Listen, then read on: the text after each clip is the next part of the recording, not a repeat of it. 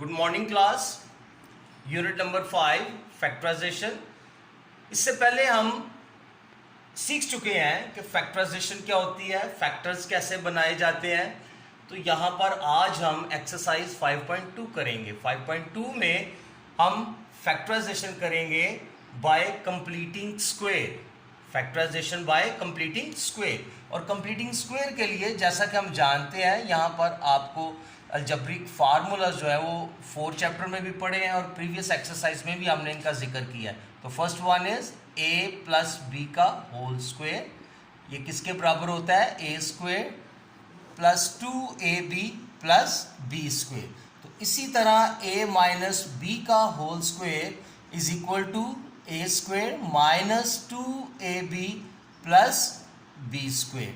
And then एक third identity है, that is A square minus B square. ये equal होता है A plus B into A minus B. और यहाँ पर अगर हम नोट करें तो सिर्फ इन फार्मूलोज में अगर यहाँ पर प्लस है तो यहाँ पर हमें प्लस मिलेगा, अगर यहाँ पर माइनस है तो फिर इधर माइनस आएगा। तो ये प्लस माइनस का जो साइन है इसका खास ख्याल रखते हुए हम फैक्टराइजेशन करेंगे by completing square. So let's come to our question. Question क्या है हमारे पास? क्वेश्चन नंबर 1 है, उसका पार्ट 1 है a to the raise power 4 plus 1 over a to the raise power 4 minus 3। तो सबसे पहले हमने क्या करना है, इसका स्क्वायर जो है उसको कंप्लीट करना है, इसका स्क्वायर कंप्लीट करना है। तो स्क्वायर कंप्लीट करने से पहले हम कह सकते हैं कि ये x to the raise power 4 is equal to x square into square. ये क्या बन जाएगा? 2 2 बार 4, सेम हमारे पास आ जाएगा। Then plus 1 over x square का होल स्क्वायर। तो ये भी हमारे पास 1 over x to the raise पर 4 आ जाएगा। इसके बाद हमारे पास अगर हम अपने फार्मूलोज की तरफ देखें तो यहाँ पर माइनस है, चूंकि इधर गिवन क्वेश्चन में -3 है तो यहाँ पर माइनस हम लेंगे, -2 लगाएंगे और फिर a की जगह क्या है हमारे पास? एक्स स्क्वायर है और b की जगह 1 ओवर एक्स स्क्वायर है। लेकिन अगर हम देखें तो क्या हो जाएगा? X square will be cut by x square, ये कैंसिल हो जाएगा एक्स स्क्वायर। तो हमारे पास क्या आ गया? -2। लेकिन गिवन क्वेश्चन में हमारे पास -3 है। तो -3 को हम इक्वल करने के लिए हम -1 जो है यहाँ पर लगा देंगे और फिर हमें यहाँ पर पता चल जाएगा कि हमारे पास जो -3 है उसके यहाँ पर 2 पार्ट बन जाएंगे, एक -2 का और दूसरा -1 का। तो माइनस इनको हम पार्ट बनाने से हमारे पास -2 और -1 का जब पार्ट बन गया तो वो 3 के इक्वल है और गिवन क्वेश्चन पे कोई फ़र्क नहीं पड़ता। लेकिन ये ऐसा पार्ट बनाने से हमारे पास एक कंप्लीट स्क्वायर बन जाता है। जो इतना एरिया है इसको हम कह सकते हैं एक्स स्क्वायर, फिर ये वाला माइनस यूज़ करेंगे, जो 2 से पहले होता है ना माइनस, उसको यूज़ करते हैं। X square minus 1 over x square का होल स्क्वायर और दूसरी साइड पे हम 1 का भी स्क्वायर ले लेंगे। तो यहाँ पर अगर हम देखें तो हमारे पास ये आइडेंटिटी बन जाती है जो हमने सीखी हुई है पहले, A square minus B square is equal to A plus B into A minus B. तो यहाँ पर फिर हम ये भी एक बन जाता है कि फर्स्ट का स्क्वायर माइनस सेकंड का स्क्वायर। तो इनको भी क्या करेंगे, हम 1 को एक दफ़ा प्लस में लिखेंगे और फिर 1 को एक दफ़ा माइनस में लिखेंगे। So this is your required factors of given expression. ये क्लास आपके रिक्वायर्ड फैक्टर्स हैं। इसको हम लिख सकते हैं यहाँ पे, therefore these are the required factors. No class, अगर हम देखें यहाँ पर पार्ट 2 एंड पार्ट 3, ये 2 टर्म्स हैं और ये क्वेश्चन भी हमें 2 टर्म्स का गिवन है।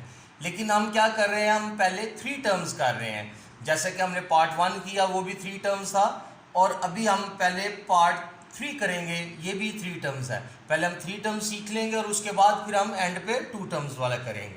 सो पार्ट 3 के हमारे पास a to the raise power 4 plus 3a square into B square plus 4b to the raise power 4।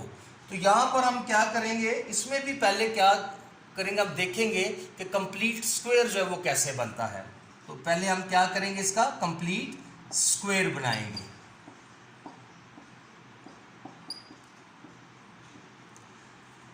इसको हम कह सकते हैं a to the raise power 4 को हम कह सकते हैं यहाँ a to the raise power 4 is equal to a square का होल स्क्वायर। और अगर हम एंड पे आ जाए तो हमारे पास 4b to the raise power 4 को हम कह सकते हैं 2b स्क्वायर का whole square.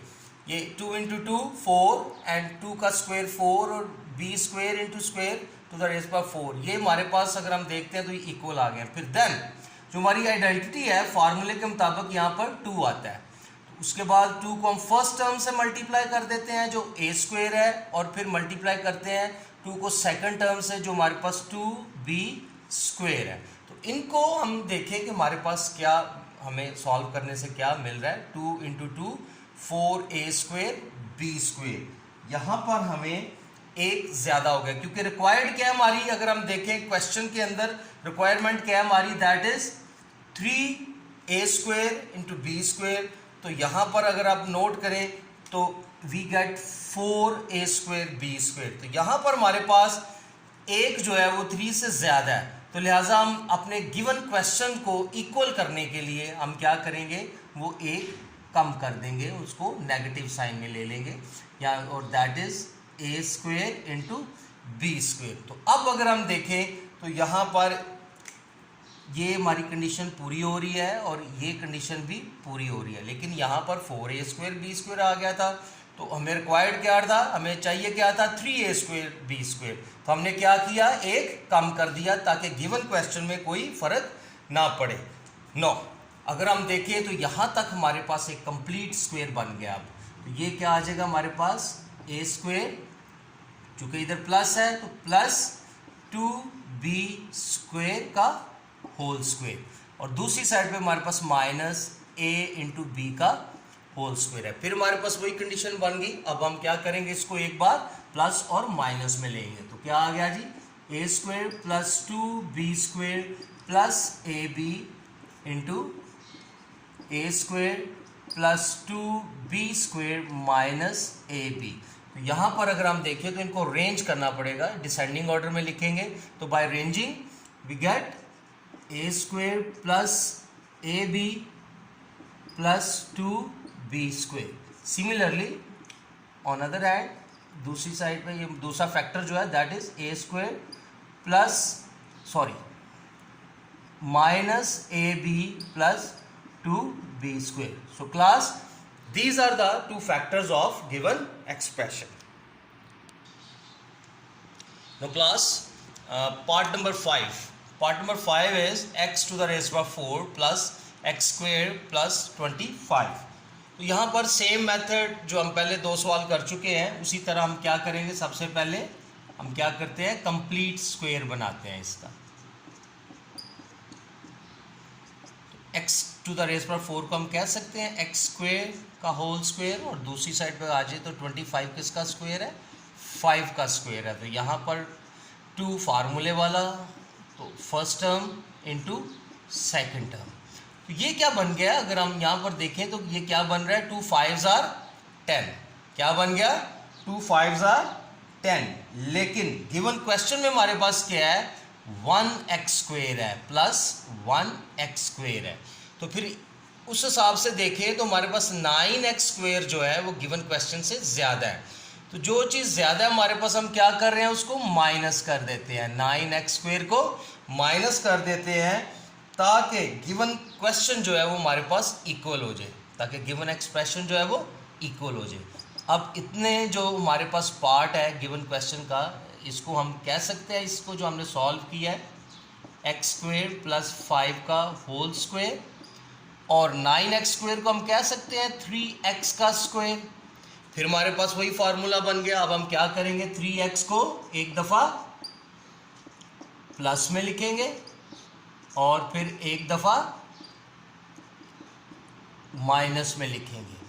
So writing into descending order, इनको बाय अरेंज करने से या डिसेंडिंग ऑर्डर में लिखने से क्या आ जाएगा, x square plus 3x plus 5 into x square minus 3x plus 5. So these are the factors of given expression. No class, अब हम जितने भी 3 टर्म्स के जो एक्सप्रेशंस थे उनको फैक्टराइज कर लिए. अब हम आते हैं पार्ट नंबर 2 पे. पार्ट नंबर 2 और 4 जो है वो सेम है. पार्ट नंबर 2 भी हमारे पास 2 टर्म्स है और पार्ट नंबर 4 भी हमारे पास 2 टर्म्स है. तो let's start doing part number 2.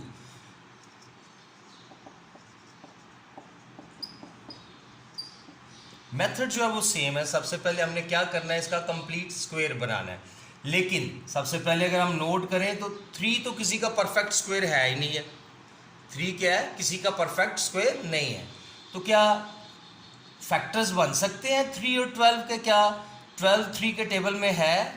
तो हम क्या करेंगे, हमें पता है कि ये है. तो ये क्या होता है, 3 1 टाइम 3 और 3 4 टाइम 12. सो 3 को कॉमन ले लेंगे हम. 3 कॉमन आ गया तो क्या बच गया, x to the raise power 4 प्लस 4y to the raise power 4. अब हम कंप्लीट स्क्वायर बनाने के लिए x स्क्वायर का होल स्क्वायर लेंगे और उसके बाद 2y स्क्वायर का होल स्क्वायर लेंगे. ये तो हमारे पास इक्वल आ गया, ये इसके इक्वल आ गया, तो ये इसके इक्वल आ गया. लेकिन कंप्लीट स्क्वायर करने के लिए हमारे पास एक और कंडीशन है जो हमारे पास आती है +2 फार्मूले वाला. a की जगह x स्क्वायर है और सेकंड टर्म b की जगह क्या है हमारे पास 2y स्क्वायर है. ये क्या हो रहा है, इसको ऐड करने से हमारा ये स्क्वायर जो है कंप्लीट होता है. लेकिन गिवन क्वेश्चन में हमारे पास ऐसी कोई कंडीशन नहीं दी गई है कि हम 2 into 2 4x square y square add हो रहा है. तो जो चीज़ हमने ऐड करनी है वो हमने माइनस भी कर देनी है. जो ऐड करनी है वो माइनस भी कर दे ताकि गिवन क्वेश्चन पर कोई हमारे पास फर्क ना पड़े. सो हमारे पास 4x square y square add करने से क्या बन रहा था, कंप्लीट स्क्वायर बन रहा था. ये चूंकि क्वेश्चन में नहीं था, गिवन नहीं है हमारे पास 4x स्क्वायर y स्क्वायर, तो हमने क्या किया, 4x स्क्वायर y स्क्वायर को माइनस भी कर दिया ताकि जो गिवन क्वेश्चन है उस पर हमारे पास कोई फ़र्क ना पड़ सके. तो यहाँ पर फिर हमारे पास वही फार्मूला बन गया कि ये क्या बन गया हमारे पास, x square plus 2y square का होल स्क्वायर. तो इधर हम 4x स्क्वायर y स्क्वायर को कह सकते हैं 2xy का होल स्क्वायर. तो फिर वैसे ही हम क्या करेंगे, 2xy को एक दफ़ा प्लस में लिखेंगे और फिर एक दफ़ा माइनस में लिखेंगे. So writing in descending order या बाय रेंजिंग, इसको तरतीब देने से क्या बन गया, x square plus 2xy plus 2y square into x square minus 2xy plus 2y square. So these are the factor of your question. ये फैक्टराइजेशन हम, अगर हमें 2 टर्म्स दिए हो तो हम किस तरह फैक्टर करते हैं, इसको हम कहते हैं कि व्हाट शुड बी एडेड और subtracted to complete the given expression by completing square. क्या चीज़ ऐड करनी है और क्या सबट्रैक्ट करनी है जिसकी मदद से हमारा जो स्क्वायर है वो कंप्लीट हो सके. So class, kindly not your homework.